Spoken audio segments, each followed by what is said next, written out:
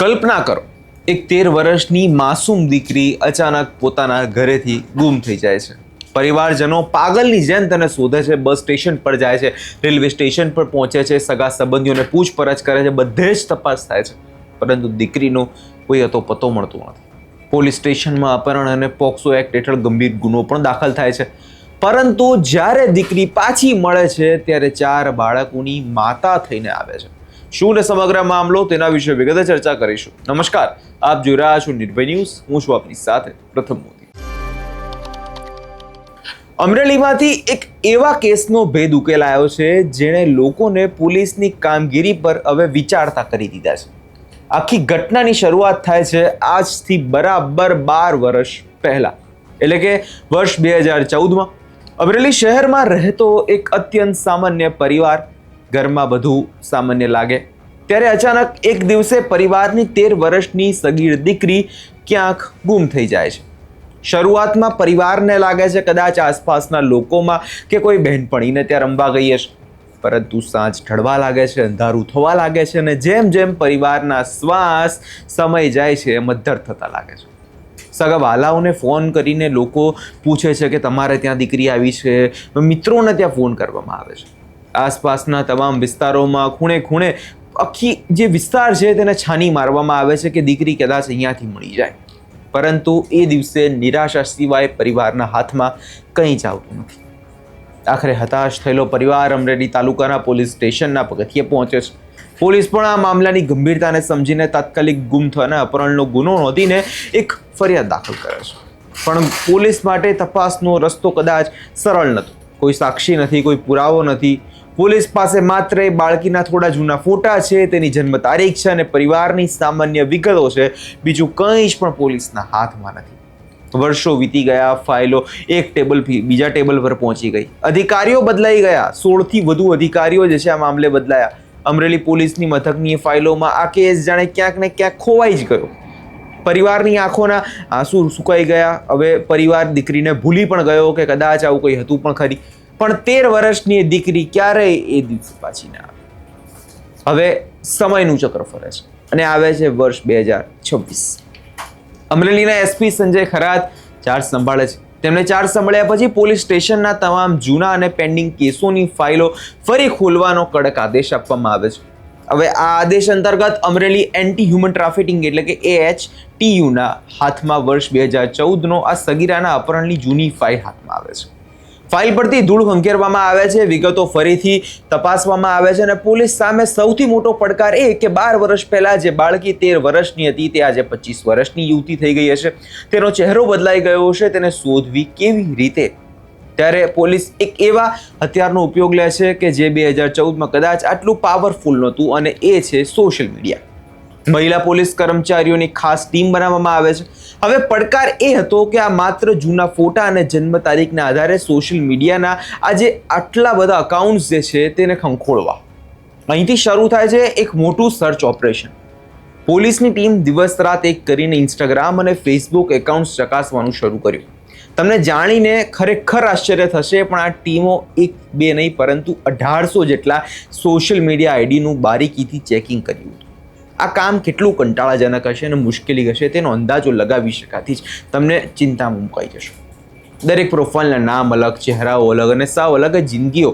પણ પોલીસની આ ચાપતી નજર માત્ર એક કડી શોધવી નથી, પરંતુ કહેવાય છે કે મહેનત ક્યારેય એળે નથી જતી.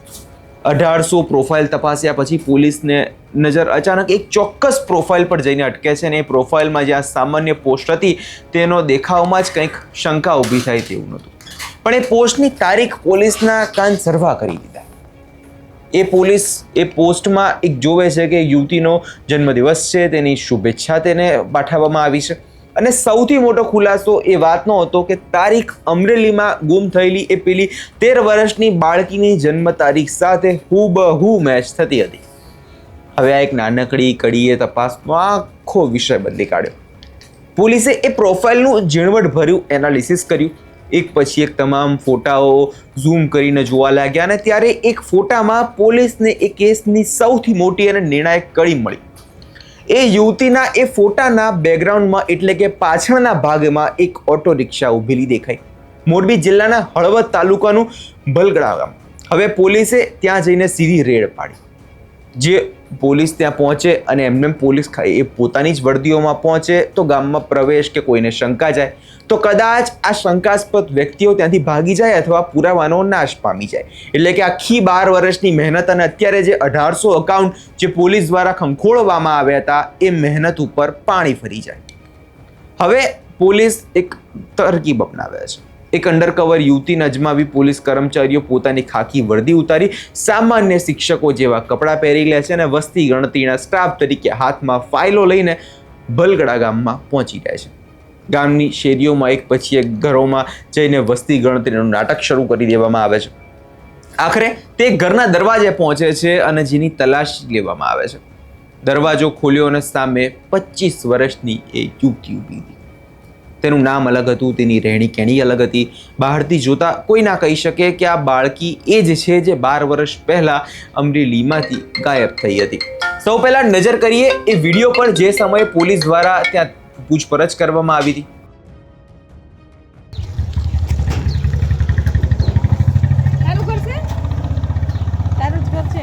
તારું ઘર છે બેટા?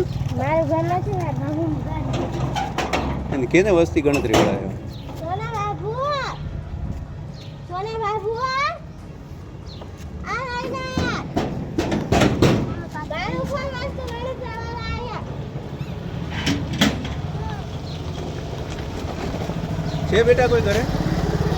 બોલાય તો અહીંયા બોલાય. હવે તો ચાલુ કરી દે થઈ છે.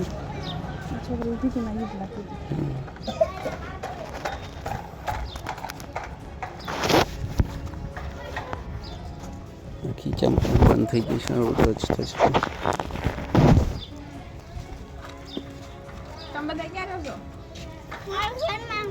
આ છોકરા ભણવા જતા બેન?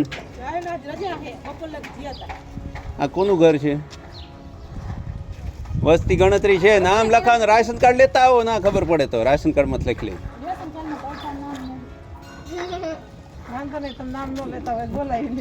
બોલાઈ લ્યો નામ ન લેતા.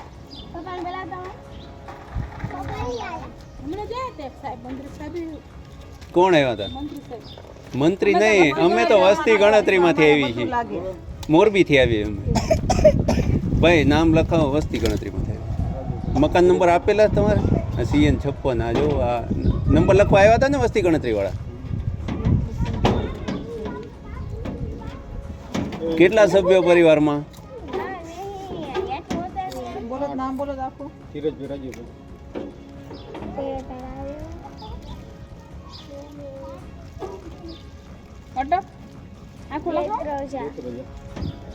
દીકરા દીકરીઓ કેટલા? તમારા પત્નીનું નામ લખાવો અને બાળકોના નામ નહીં લખાવો, સંખ્યા લખાવો તો ચાલશે.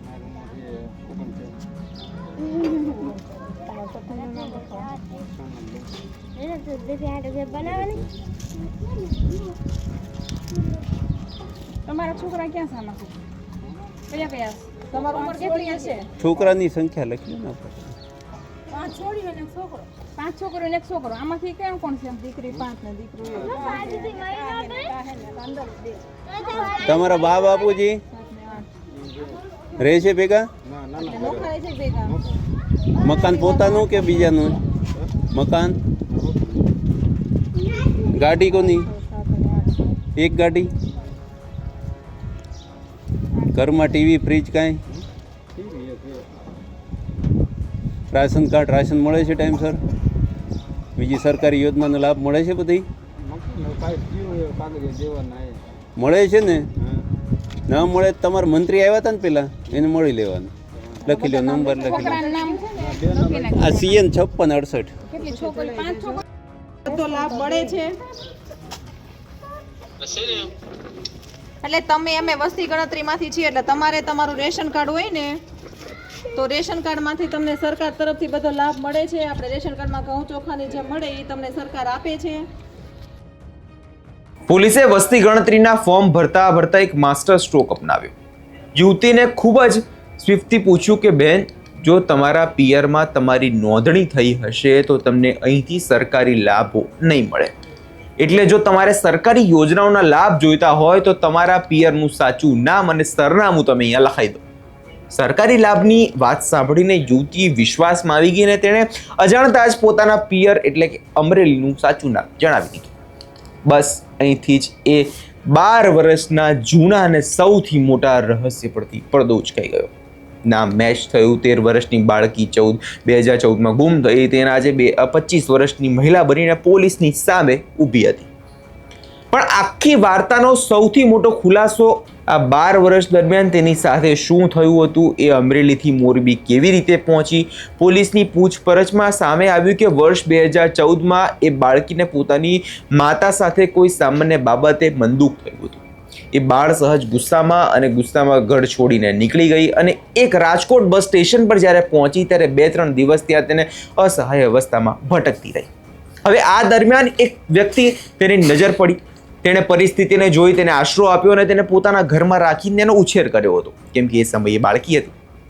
સમય જતાં એક યુવકના આ યુવતી સંપર્કમાં આવી અને ત્યારબાદ સામાજિક રીતે એ લોકો સાથે રહેવા લાગ્યા હતા. તે બંનેના લગ્ન કરાવી દેવામાં આવ્યા હતા અને એ 13 વર્ષની બાળકી 25 વર્ષની યુવતી એ સમય બની ગઈ. તેણે પોતાના પરિવાર હતો, તેના 4 બાળકો હતા અને તે માતા બની ચૂકી હતી. પોલીસે ઘટનાક્રમને લઈ આખા મામલે શું કહ્યું છે પહેલા એકવાર એ સાંભળી લો.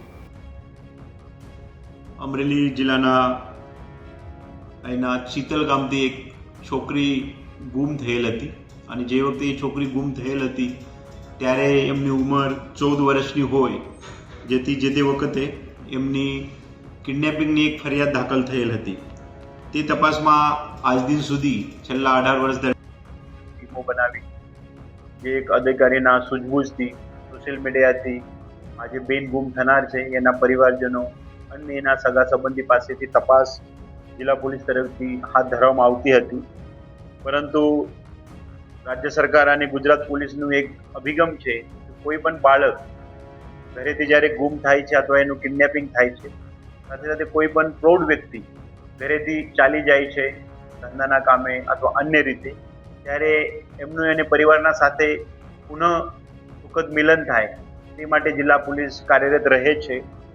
અને 2025 અને 2026માં જિલ્લા પોલીસ તરફથી કુલ 111 બાળકો જે ઘરેથી અલગ અલગ કારણોના લીધે પ્રેમ પ્રકરણમાં, એક્ઝામના ચિંતામાં, ઘરના મમ્મી પપ્પા બોલવાના કારણે અથવા અન્ય રીતે જે ગુમ કિડનેપ થયેલ હતા એમને પરત લાવવામાં સફળતા મળેલ છે. અને જે 18 વર્ષ કરતાં વધારે ઉંમરના 25 અને 26ના કુલ 342 લોકોને જિલ્લા પોલીસ પરત લાવ્યા છે. ભૂતકાળમાં પણ આ બાબતે જિલ્લા પોલીસે ઘણા જુદા જુદા પ્રકારના કેસીસ ગોતી કાઢેલ છે. આ જે હાલનું પ્રસ્તુત કેસ છે એ 18 વર્ષ પહેલા જે છોકરી ઘરેથી ચાલી ગઈ હતી એનું જ્યારે અમે પુનઃ તપાસ અત્યારે છેલ્લા 1 મહિના પહેલા હાથ ધરી એના કેસ કાગળો કાઢીને વાંચ્યા ત્યારે એક હકીકત સામે આવી કે આ જે છોકરી છે એ કોઈના પણ પ્રેમ પ્રકરણમાં કે કોઈ પણ અન્ય કારણના સાથે કે એના મમ્મીના કંઈક એને કહેવાથી ગુસ્સે થવાથી એ ચાલી ગયેલ હોય અને જે તે વખતનું એક એમના ફોટો અને એમના જે મમ્મી પપ્પાએ જે ફરિયાદ નોંધાવી હતી એમાં એમનું જન્મ તારીખ આટલી જ વિગત જિલ્લા પોલીસ પાસે હતી. અને તેના આધારિત અમારી જે AHTUની ટીમ છે એ ટીમ મહેનત કરતી હતી અને આ ટીમે સોશિયલ મીડિયાના માધ્યમથી આ જે બેન ગુમ હતી એના નામ છે, એના જન્મ તારીખ છે, એનું અલગ અલગ કોમ્બિનેશન કરીને સતત આ પ્રકારનું સોશિયલ મીડિયા નિહાળતા હતા. અને આ સોશિયલ મીડિયા બહુ વિશાળ પ્રમાણમાં રોજના 20-25 પ્રોફાઇલ ચેક કરવાના, આ સમાજના પ્રોફાઇલ ચેક કરવાના, આ ઉંમરના છોકરાના પ્રોફાઇલ ચેક કરવાના, વિસ્તારના જોગ્રાફિકલી જે હોય એના પ્રોફાઇલ ચેક કરવાના, એ રીતે કામ કરતાં કરતાં એક દિવસે ટીમને સારી એવી સોશિયલ મીડિયામાંથી માહિતી મળી કે તે દિવસે કોઈને બર્થડે હોય અને તે જ દિવસે અમુક એક છોકરીને અથવા લેડીઝને એક વ્યક્તિ શુભકામના પાઠવે છે અને એ વ્યક્તિ અથવા જે વ્યક્તિને શુભકામના પાઠવવામાં આવે છે એનું જે નામઠામ છે એમનાથી એ જ સમાજનું એ લેડીઝ લાગે છે. એનાથી જિલ્લા પોલીસને થોડી શંકા જતા જિલ્લા પોલીસે તે પ્રોફાઇલ બાબતે તપાસ હાથ ધરી. આ જે ફોટો હતો પ્રોફાઇલમાં એ ફોટોમાં એક પાછળ ગાડી પણ હતી. આ ગાડીનો નંબર પ્લેટ જ્યારે જિલ્લા પોલીસને મળ્યો ત્યારે જિલ્લા પોલીસને થોડી આશા જાગૃત થઈ. આ નંબર પ્લેટથી સરકારે આરટીઓમાંથી અલગ અલગ માહિતી મેળવી. એ માહિતી આધારે જ્યાં નંબર પ્લેટનું માલિક છે, આ વાહનની માલિક છે, ત્યાં જિલ્લા પોલીસની અમારી ટીમ ગઈ, એમનું ઘરનું એડ્રેસ ગોત્યો, એમનો આવવાનો જવાનો સમય ગોત્યો અને જ્યારે એક દિવસ જિલ્લા પોલીસ ત્યાં તપાસાર્થે અમારી મહિલાની ટીમ પહોંચી ત્યારે આ જે છોકરી ગુમ થયેલ હતી આજથી 18 વર્ષ પહેલા, એમની મળતી જુલતી એક લેડીઝ ત્યાં જોવા મળી. પરંતુ જ્યારે જિલ્લા પોલીસે એમનું નામઠામ પૂછ્યું ત્યારે એમનું નામ જુદું આપ્યું. પરંતુ જિલ્લા પોલીસને થોડી શંકા હતી જ, જેથી જિલ્લા પોલીસે પોલીસી રીતે થોડુંક આઈડિયા કરીને જ્યારે આ બેનને પૂછ્યું કે તમારું પિયરનું નામ શું છે, તમને જે અત્યારે બેનિફિટ મળવાના છે એ પિયરમાં તમે કદાચ રજીસ્ટ્રેશન કરેલું હોય તો તમને અહીંયા નહીં મળે. એટલે એ બેને પોતાનું પિયરનું નામ જ્યારે બતાવ્યો ત્યારે જિલ્લા પોલીસને એ પાકું થયું કે એ જે બેન છે એ જ બેન છે. એ બેનની સ્ટોરી એવી છે કે જે તે દિવસે એમના મમ્મીના ગુસ્સા થવાના કારણે એ અમરેલીથી પોતાની રીતે ચાલી ગઈ. ત્યાં રાજકોટ બસ સ્ટેન્ડ ઉપર ઉતરી, રાજકોટ બસ સ્ટેન્ડ ઉપર 2-4 દિવસ પોતાની રીતે રહી. ત્યાંથી કોઈ એક સજ્જન માણસ એમને રાખ્યો, એમની ઉછેર કરી, પછી એને એક સારી જગ્યા પરણાવ્યા અને હાલ એમના જે પતિ છે એમના જોડે એ રહે છે અને એમને 4 બાળકો છે. કાયદો છે. જ્યારે તે ઘરથી નીકળી ત્યારે માત્ર 13 વર્ષની સગીરા હતી. કાયદાની નજરમાં સગીરા સાથે બનેલી આ ઘટનામાં અપહરણ અને પોક્સો એક્ટ હેઠળની ગંભીર કલમો લાગી છે. તેથી કાયદેસરની કાર્યવાહી ભાગરૂપે પોલીસે યુવતીના પતિની અટકાયત કરવાનો નિર્ણય લીધો. પોલીસ જ્યારે ગામમાં પહોંચી ત્યારે તેનો પતિ રિક્ષા ચલાવવા ગયો હતો અને પરંતુ પોલીસે તેની પર વસ્તી ગણતરીના બહાને જે ઘરે બોલાવ્યો અને કાયદાના શકંજામાં લીધો. તો આ હતી એક એવી સ્ટોરી જે કદાચ સાબિત કરે છે કે પોલીસની એક નાનકડી ભૂલ અને બેદરકારી કેસને વર્ષો સુધી અટકાવી શકે છે, પરંતુ જો પોલીસ ધારે અને ટેકનોલોજીનો સાચો ઉપયોગ થાય તો એક ફોટા પરથી પણ 12 વર્ષ જૂના કેસનો પડદો ઉચકાઈ શકે છે. તમને શું લાગે છે? અને આવા જ વિડીયો જોવા નિર્ભય ન્યૂઝને સબસ્ક્રાઇબ કરવાનું ભૂલશો નહીં.